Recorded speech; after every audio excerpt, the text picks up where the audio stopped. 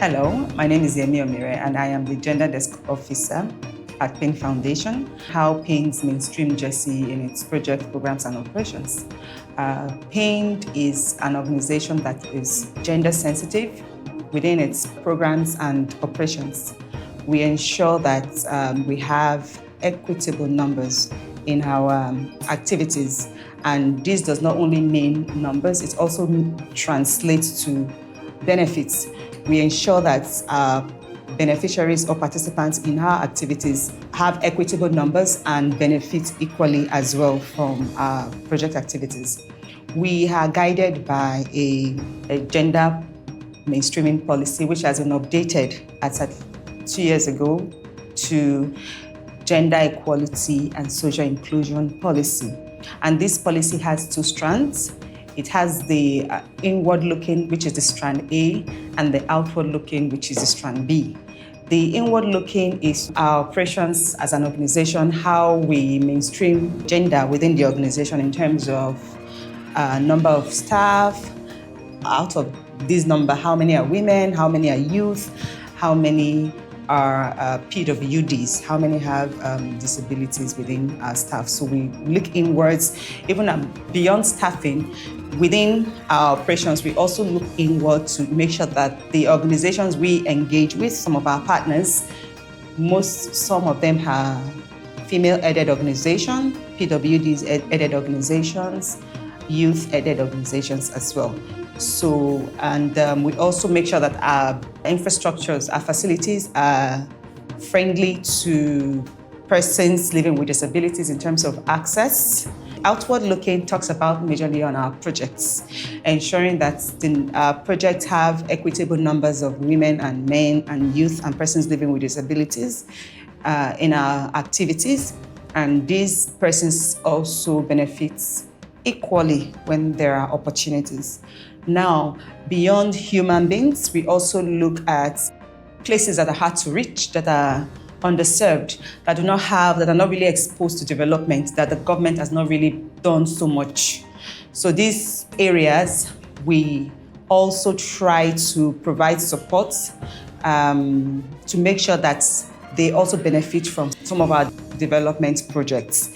So in PIND Foundation, we have two major projects that are directly focused on mainstreaming or inclusion.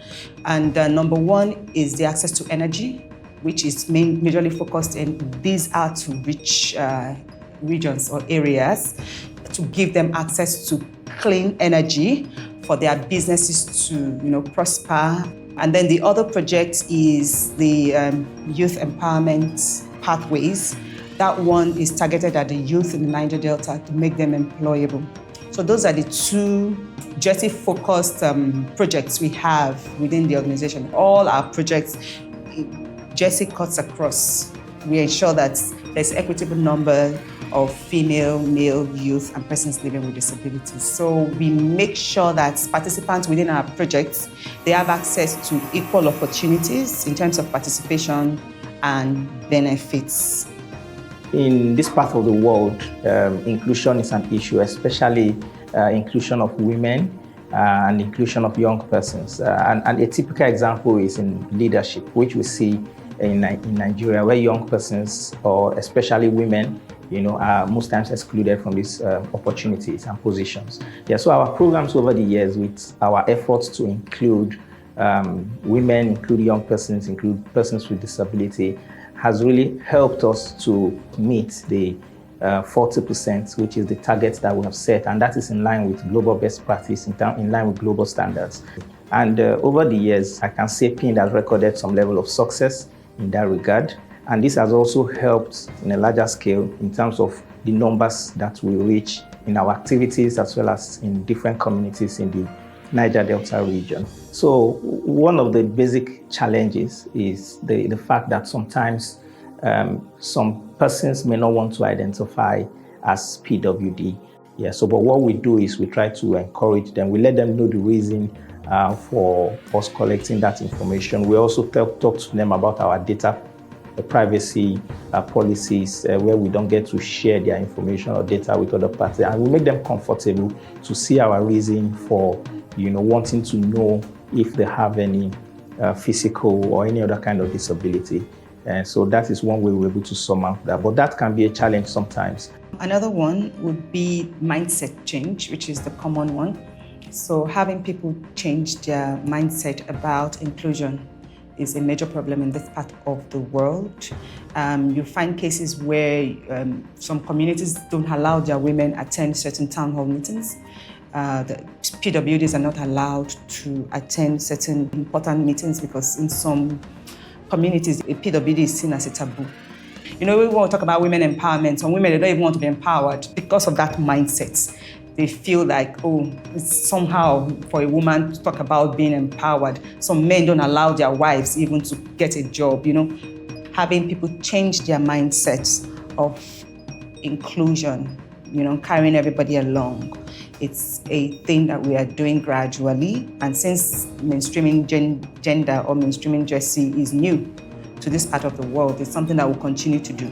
And also we've provided smoking technologies to smallholder women farmers through our international days as well. And then through our international days, the 16 days of activism, we've reached out to a whole lot of numbers of people within the Niger Delta with awareness creation to speak against gender-based violence. So we use our international days to create awareness and to empower women, youth, and persons living with disabilities within the Niger Delta. Without the equal participation of male, female, persons living with disability, and youth, achieving PIND's overarching goal would actually be an illusion, because if everybody is not carried along, there won't be equitable benefits within the region. So that's why, as an organization, we take inclusion very seriously. We make sure that everybody sits in the table and their views are taken seriously, because the needs of a man is different from the need of a woman, and also the needs of persons with disabilities. So we listen to them and then take their views very seriously so that everybody is carried along and no one is left behind.